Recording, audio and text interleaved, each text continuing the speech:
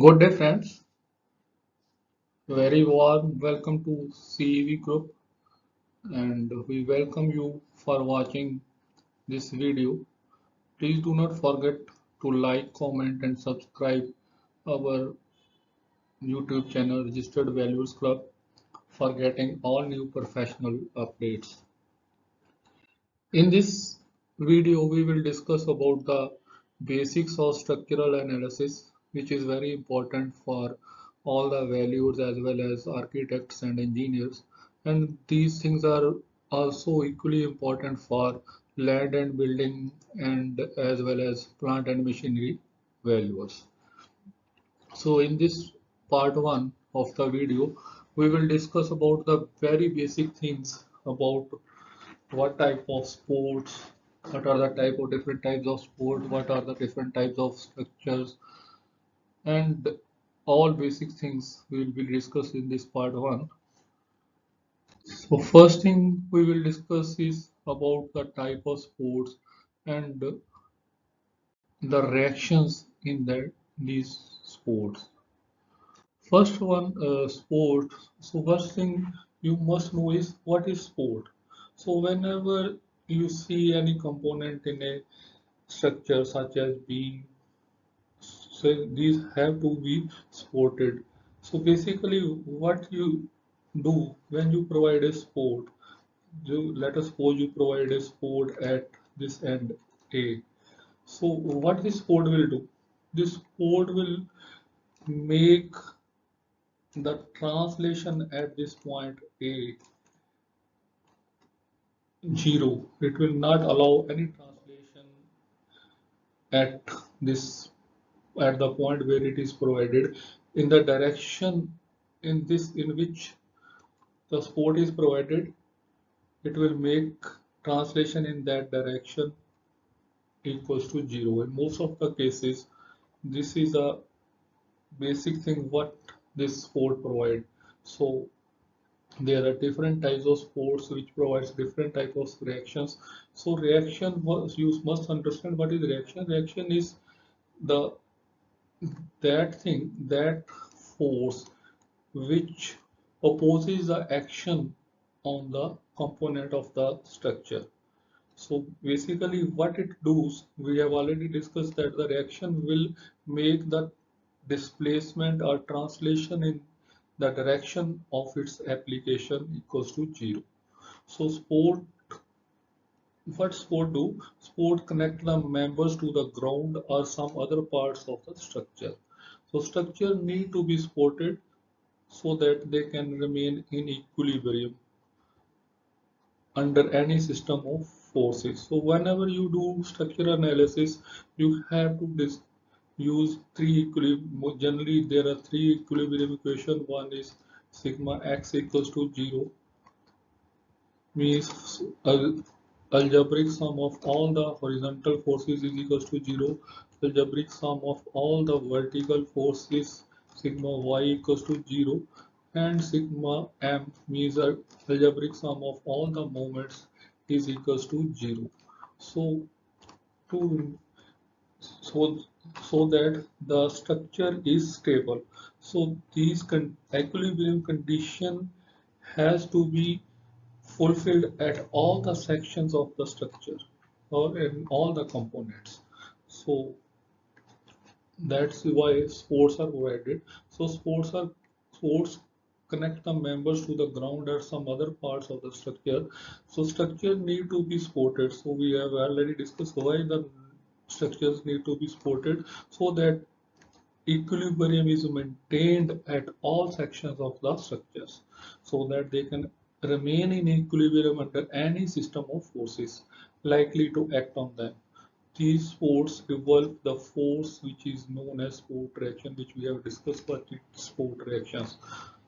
So in structural engineering, there are two types of support. One type of support is external support and other type of support is internal support.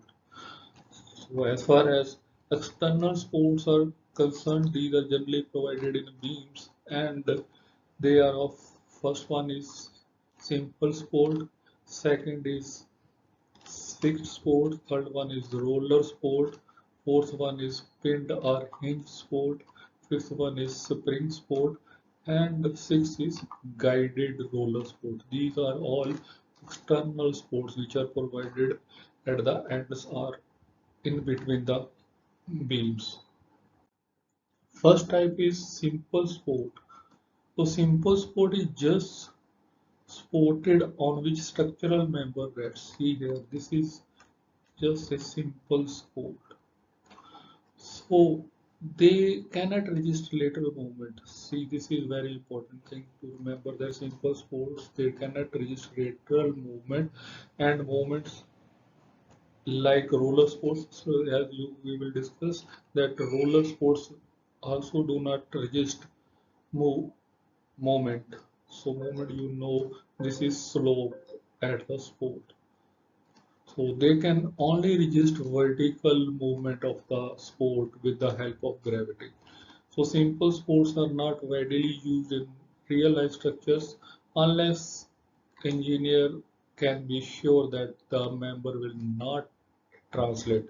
Otherwise they run the risk of the member simply falling off the sport. So this is first type of sport. Second type of sport, which is most important, is fixed sport. So basically, we have already discussed there are three types of reactions generally in the beam which we have to deal with. First one is vertical reaction, second one is horizontal reaction, and third one is moment. So the sport will provide either the all the three or two or one, means out of these three reactions at least one reaction is to be provided by the sport, which we will discuss now. So fixed sport is one which provided reaction in all the three directions, means the structure at this point, a component of the structure at this point cannot move in the vertical direction, it cannot move in the horizontal direction, and it cannot have any rotation, means slope at this point will be zero. So in all the three directions, displacement will be zero at this sport. So fixed sport are also called rigid sports. So fixed sport reactions are restrained in against both rotation and translation. So we have already discussed that it both translation means horizontal and vertical movement, and the rotations in all the three directions they are restrained, so they can resist any type of force or movement. So to provide good stability of the structure, at least one rigid support should be provided. So a beam fixed in a wall is a good example of fixed support. So we already discussed that at fixed support, their number of reactions will be three. One will be horizontal reaction, Hx, one will be vertical reaction, Ry, and a moment, Mz. So whether it is in this condition or whether it is at an inclined level, beam is at an inclined level, the number of reactions will be three as shown in this figure. So this is an example of fixed support. Third one is roller sport. So roller sport is generally provided in the bridges. So what roller sport can do? See here, it cannot allow the component to move in vertical direction. But at this level, there it allows slight displacement in horizontal directions, means it cannot provide a reaction in horizontal direction. So it provide only one direction.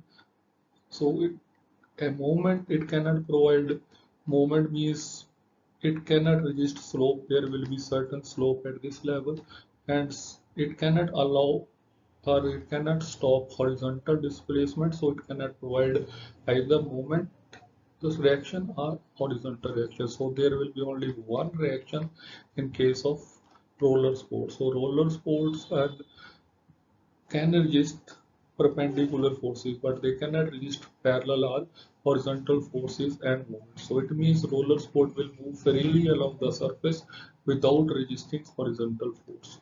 So the number of reactions here will be only one. If it is at an inclined, even then, though there will be these two reactions, but we have to consider only this resultant. So number of reactions in case of roller sport will be one. Third type, the next type is pinned or hinged sport. So pinned and hinged sports here, there is no ruler here, so it can provide vertical reactions as well as horizontal reactions, but it cannot resist movement. So there will be certain displacement or certain slope at this sport. So pinned sport or hinge sport can resist both vertical as well as horizontal forces, but they cannot resist a movement. So the best example of hinged sport is door leaf, which is available in all the residential buildings or any type of buildings you have been using door. So door leaf, you see, it rotates only in one direction about its vertical axis without any horizontal or vertical movement. So the rotation of pinned sport or hinged sport is allowed only in one direction and is resisted in the other directions. So hinged sport are also used in three hinged bridges. We will discuss in the upcoming slides what are three hinged bridges or bridges with two supports at the ends and a third hinge at the center of the arc. We will discuss in the coming slides what is this three hinge arc, which is also called internal hinge. So see here, there will be two reactions. The number of reactions in the hinge at the hinge support will be two. One in the horizontal direction hx and one in the vertical direction ry. See here, this is hinge sport. So number of reactions in case of hinge sport are two. Next is spring sport. So this is also an important sport from engineering point of view.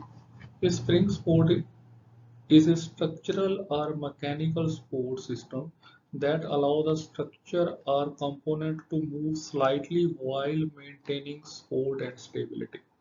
So it incorporates a spring mechanism that can compress, expand, or deflect to accommodate changes such as thermal expansions, vibrations, or load vibrations.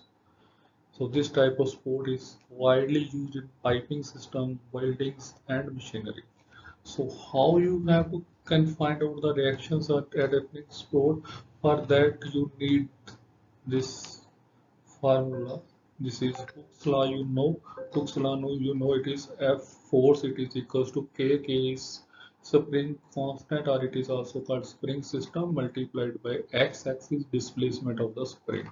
So spring sport is primarily provide reaction forces that vary depending on the stiffness of the spring and displacement. It may be this displacement may be compression or extension caused by the applied load. So the reaction force is calculated by it using Hooke's law. So F is equals to K into X, where F is reaction force, K is a spring system, sometimes also called spring constant, and X is displacement of the spring. So see here with an example, this is a steam pipeline.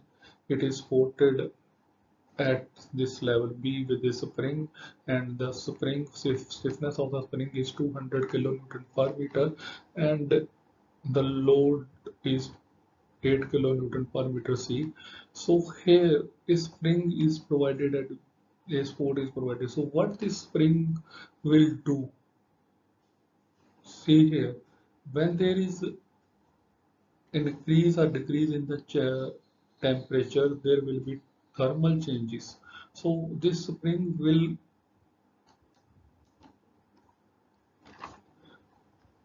act at the time of compression or extension. So when the pipeline extends, when the temperature increases, pipeline will extend, and this spring will compress. So compress as the pipeline extend, offering an upward reaction to balance the load. And when the temperature reduces, the pipeline contracts and it will return to its original position. So this spring will provide flexibility so that excessive stresses are not produced while maintaining stability. So this type of spring support is provided generally in case of steam pipelines. Next type of sport is guided roller sport or reaction, and we will discuss about its how many reactions will be there. So a guided sport is a typical structural sport that allows movement in one specific direction, so while restricting movement in the others. So it provides reaction force to resist the motion perpendicular to the direction of the roller but allows free movement along the guided directions. Additionally, it can resist a rotational motion depending upon its design. See here, in this case, horizontal in the direction of the roller the displacement is allowed, but in the vertical direction no displacement is allowed, and it may provide certain moment reactions. So generally it can have two reactions, one vertical reaction ry and other moment reaction mj. So this type of sport is called a guided roller sport. Next type of sport, these are internal sports, and we will discuss. Still now we were discussing about the external sports. Now we will discuss internal sport and how many reactions will be there. So we have already discussed about the three hinge arc. This is three hinge arc, which is hinges are provided at the ends, and one hinge is provided at the middle, generally in the middle of the arc. So internal supports are of three types. One is internal hinge, second one is internal roller, and third one is internal link. So internal hinge we have already discussed. This type of hinge is provided. It registers rotation in both the directions, and it registers rotation in all the directions, but it uh, allows only rotations. Sorry, it allows only rotations at this level, but no translation is allowed in any directions. So in structures for axial members, internal hinges are provided. For beam members, middle hinges are provided. So these can be see here in the beams also we can provide internal hinge, which is provided at this level C, internal hinge. So these can be widely seen as generally in the case of arc bridges at the center of the arc. So internally, when we will be calculating or analyzing this type of beams, what it can provide, this beam can provide, this internal hinge will provide another equilibrium equations, where means at this level because it cannot resist the moment, so moment at this point C, B and C, it will be equals to 0. So in addition to three equilibrium equations, it will provide another equilibrium equations, which will help us to analyze the structure easily. Second type of internal hinge is internal roller. This type of sport. This is called internal roller. So this type of internal roller is used generally in case of tower cranes or harbor cranes. Their purpose is to transfer the heavy material and members can be shifted from one place to another place. So they can resist either axial forces, as in this case at C and D, axial force will be 0, or they can resist shear force as in this case. This is provided in this way, this will resist shear force will be 0 at, or if this is provided in this direction, then the actual force at C and D will be 0. So either they can resist shear force, or they can or axial force or shear force will be 0 at the level where these internal rollers are provided. Then third type of internal support is internal link.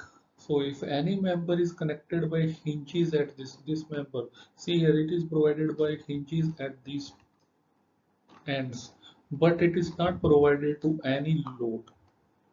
Then this type of support, it is called internal link. So it will be, so here its purpose is it can carry only axial force only. So here BC is a link. See here, it is provided this at B and C, all hinges are provided, but in B and C there is no loads. Though A, B and C, D having certain loads over it. So it can carry only axial force. So moment at B will be 0 and moment at C will be 0. This will provide another questions which will help us in analyzing the structure. Then next we will discuss structural loads. What are the different types of structural loads which you will encounter during your analysis? First type of load is point load. So what is point load? Point load is a load which is acting at a point. See here, this load P2 it is acting at P, and this point load P1 it is acting at point C. So it is also called concentrated load. So it actually this load is not at only at a point. It cannot be seen to say that it is acting only at a certain point. It is generally provided over some very small area. Why? Because if this point load is acting only at a point, it means then the area will be 0. If area is 0, so what will happen? If you calculate stress you know it will be equal to P1 upon A, and if A is 0, so P1 upon A will be 0, means stress will be infinite, so which is not possible. So it is acting over a very small area basically, but for calculation purposes we will consider it to be acting at point C. So as far as magnitude is concerned, P1 and P2 are the magnitudes of the loads, and their point of application is at C and D for calculation purposes, though these may be acting on a very small area. Then second type of load is uniformly distributed load. So distributed load. So distributed loads are loads which act over some measurable area. So distributed loads are measured by the intensity of loading per unit length along the beam. So this is a distributed load which is provided over a certain area. So for calculating magnitude, what you have to do, you have to calculate the area of the loading diagram. So magnitude will be area of the loading, it will be equals to area of the loading diagram. Basically what we do, we convert this load into an equivalent point load for calculation purposes, and we assume it to be acting over a certain point, so that it is easier to calculate shear force and bending moment, which we will be discussing in the coming slide. So generally what we do, we convert this load, any type of load, into an equivalent point load, and we assume it to be acting at a certain point of light. So in case of distributed load, what we do, but for calculating magnitude or equivalent point load, we calculate the area of the loading diagram, and we assume it to be acting at the center of gravity of the loading diagram. So we will discuss how it will be done in the coming slides. See, first one is uniformly distributed load. So uniformly distributed loads are distributed loads which have uniform intensity of loading over the edge. See here, this load W unit per length, it is acting between C and D, and it is uniformly over this whole length. So how we will convert this load into an equivalent point load? it will be equals to area of this loading diagram. See here, area of this loading diagram is area of this loading diagram between C and T. So see here, we have to take area of this loading diagram. So the length, there will be two dimensions, you know, for calculation of area you need two dimensions. One dimension is L1, which is length of the load, and second dimension is this intensity, which is W kilonewton per meter. So area of this loading diagram, this uniformly distributed load is similar to a rectangular load. We generally call it as a rectangular load. So area of this rectangle will be equals to W kilonewton per meter multiplied by, see here, we have to multiply it with the length of the load, not with the length of the beam, which is L. So it will be W into L1 kilonewton. See here. And where it will be acting, it will be acting at the center of gravity of the loading diagram. So center of gravity of the loading diagram will be L1 by 2. So what we will do, see here, the load will be acting at this level, which load will be equals to WL1, W into L1, and it will be acting at this point L1, which will be at a distance L1 by 2 from C. And similarly it will be equals to L1 by T2 from point D. So see this, you have to remember, you have to multiply it with the load length. So many times we do some mistake by multiplying it with the length of the beam, which is wrong. Third type, next type is uniformly varying load. So uniformly varying load can be, commonly we call it UVL, is a one in which intensity of the load varying from one end to the another. So it varies from one end to another. See here at this level, intensity of the loading at C is 0, while the intensity at the load at point D is W. So for converting it into an equivalent point load, or to calculate its magnitude, we have to take the area of the loading diagram. So area of the loading diagram will be area of this triangle. Area of this triangle will be 1 by 2 base into height. 1 by 2 base is L1, which is the length of the beam, and W is the height of this triangle. So it will be 1 by 2 W into L1. So this is area of the loading diagram, which will give you equivalent point load. So where this point load will be acting, we will assume it to be acting at the center of gravity of this loading diagram. So means we will assume it to be acting at this point, which will be at CZ. This CZ will be at a distance 2 by 3L from this side C, and 1 by 3L from this point D. You know the center of gravity of the triangle is 2 by 3 from its base, from this point C, and 1 by 3 from this point D. Our next type of force is couple, a system of forces which with the resultant moment, but no resultant force is called couple.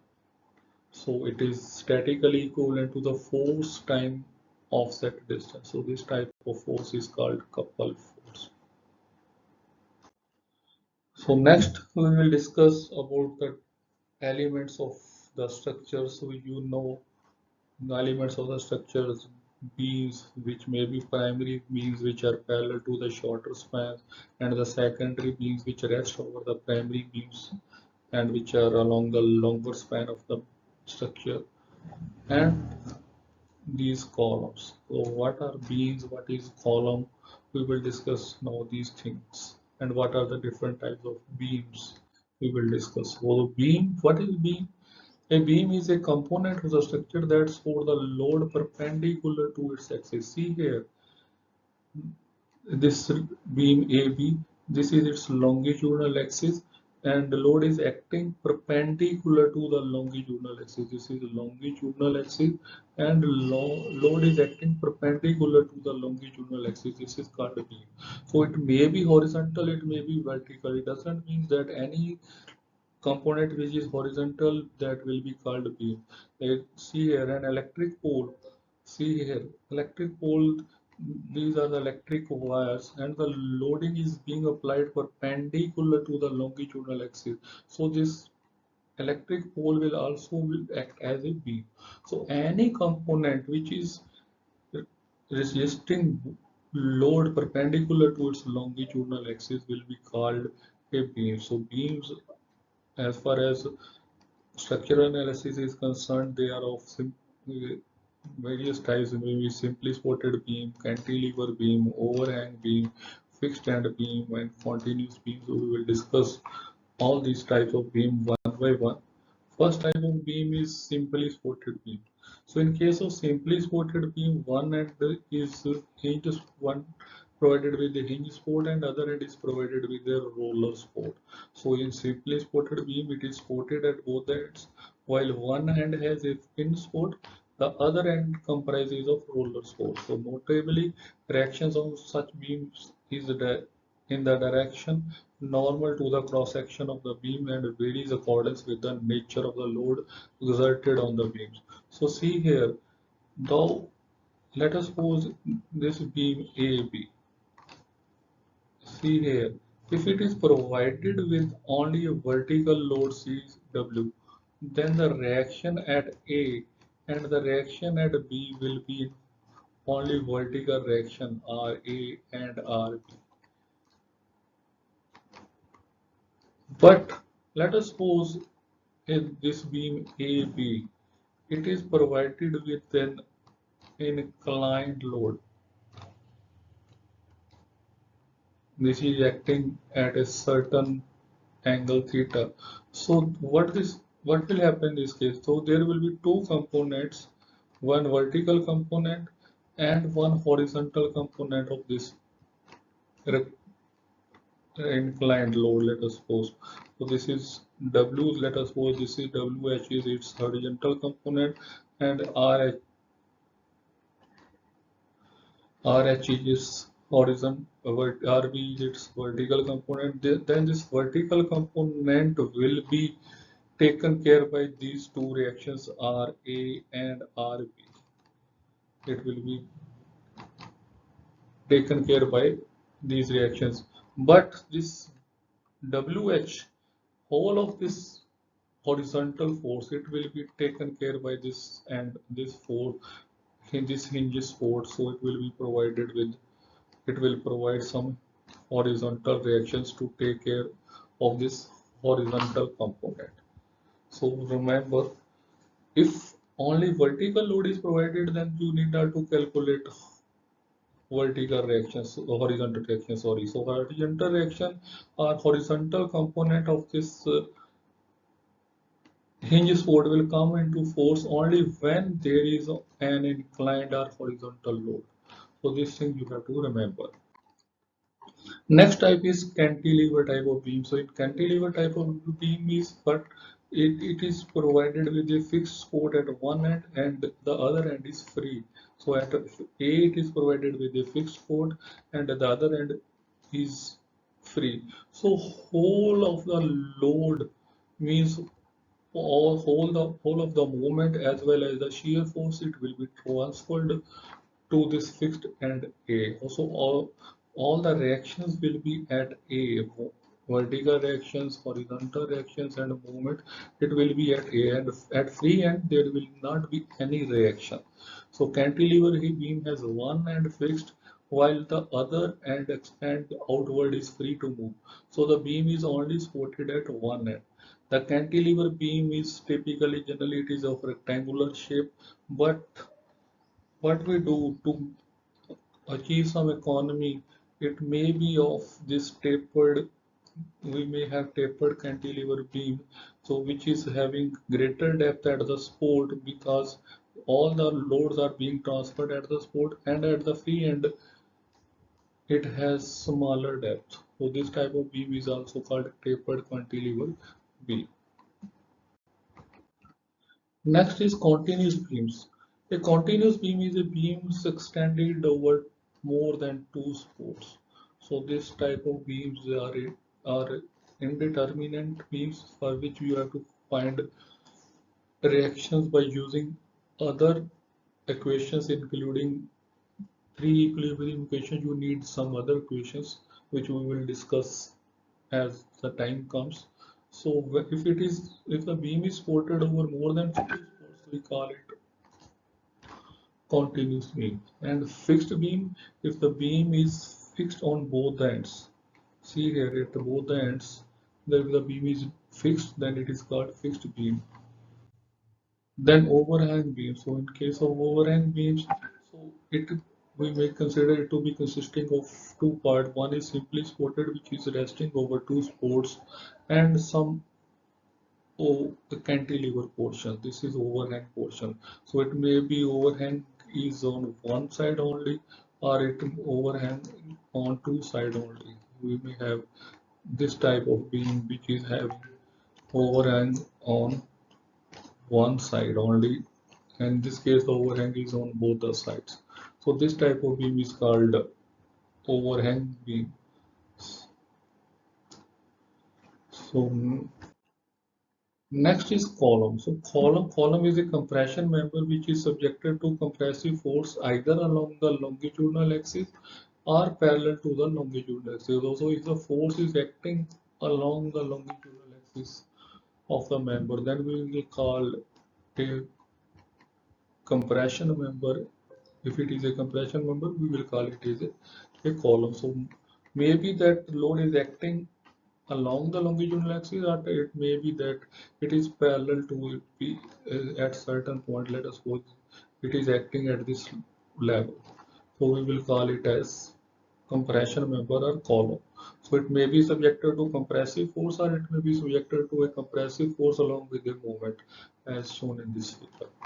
So next type is member is tie member. Tie member is a tension member. It is used in trusses or frames which are subjected to axial tensile forces. Now we will discuss type of structures. So there are different types of structures. Structure may be load-bearing structure, frame structure, composite structure. So we will discuss these one by one. First type is load-bearing structure. So a load-bearing structure is that contains the part of the building that safely carries this and distribute the loads to the ground. As a result, the roof and floor are directly supported in a load-bearing structure, and the structure's weight is transferred to the walls, which transfer the load to the foundation. So see here, the load is transferred to the walls, and the walls transfer the load to the foundation. So this type of structure is called load-bearing structure. So there are no columns, there are no beams. Mostly in case of load-bearing structure, there may be certain you may composite structure where you may be providing columns and beams along with the load-bearing structures. Second type of structure is truss structures. So when the span is very large and structures are having large span and a little depth, they are known. This type of structure is called trusses. A truss is made up of thin triangular shaped components that are placed on certain in a certain sequence. A planar truss, the truss may be planar truss or the truss may be three-dimensional. So planar truss often used for bridges has all its parts in the same plane. There are three-dimensional components that make a space truss. So truss may be a planar truss, it may be a space truss. So truss converts the weight into tension and compression members. So see here, there may be certain these members may be compression or these may be tension members. So you have to calculate the forces in these members. So due to these benefits, truss comprises of long thin segments and utilizes less material than the beam. With the use of truss, you can make structures that spans as large as 122 meters. So the application of loads at the joints and the junctions that the members are joined at the joints using frictionless connections are also features of the truss analysis. Next type of structure is frame structure. So it consists of columns and beams So a frame structure is constructed from either pin jointed or fixed jointed beams and columns. So generally loads are applied in the beams on the beams, and the loading causes axial forces, shear force and bending moment to the members of the frame. So this type of structure is called frame structure. So there are two types of frame structure. One is rigid frame structure. So in rigid frame structures, they this type of structures see here. This is called rigid frame structures. We will discuss in detail this type of structure. Here we are discussing about the basic things about the structure. So rigid structures, on-site structure takes place for these frames. They increase stability and effectively register rotation for many types of building structures. And the second type of structure, frame structure, is braced frame structure. So in which we provide, see here, bracing over the members. So by bracing by providing these diagonal members, these are used to resist sideway forces.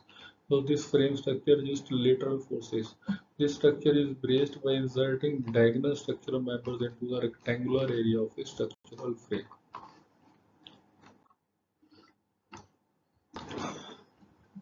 Next type of structure is arches. So you know arches are generally used in bridges, dome roof, and auditorium, where span of the structure is relatively more due to external loading. Arches can be subjected to axial compression, shear force, or bending moment. So the arch is maybe 3-hinge arch, you know, which is supported with the at the ends, and one in the middle part, which is called internal hinge, or it may be 2-hinge arch, which is provided with only two hinges at the supports only. So arches are composed of curvilinear members that rest on support. They are used for large span structures and other construction with wide spans, including aircraft hangars. Next type of structure is cable structures. So cables are used to support long span bridges. Cables are flexible members, and due to external loading, it is subjected to only axial tension only. See here, this type of structure. This is cable structure. So in situations where trusses are not feasible, long spans are supported by cables, which significantly increase the cost and scale of the structure. So these structures are utilized for the spans greater than 46 meter. They can bear weights and tensions. So these are used in bridge structures, and the use of cable is limited by their weight, sag, and unanchorage method. Next type of structure is pre-engineered structures. So these type of structures are designed by a supplier or manufacturer using a single design that can be constructed by using various materials and fabrication techniques to meet various structural and aesthetic design requirements. So these types of structures are available. So you can uh, have these type of structures, and the advantage is that you can assemble it easily. They are simple to assemble, sturdy, and easily adaptable. So, but problem is that they are far more expensive than the other building types, and the design must be square and rectangular. Next type of structure is mass structure. So mass structure, you know, it is made by assembling similar material into certain parts, form, or pattern. So despite being constructed by using low quality materials, they are often quite thick. They are formed by piling materials in a certain pattern and shape. For example, artificial structures, sand castles, dams, pyramids, and other man-made structures, while examples of natural mass structures include mountains and other natural mass structures. So this type of structure is called mass structures.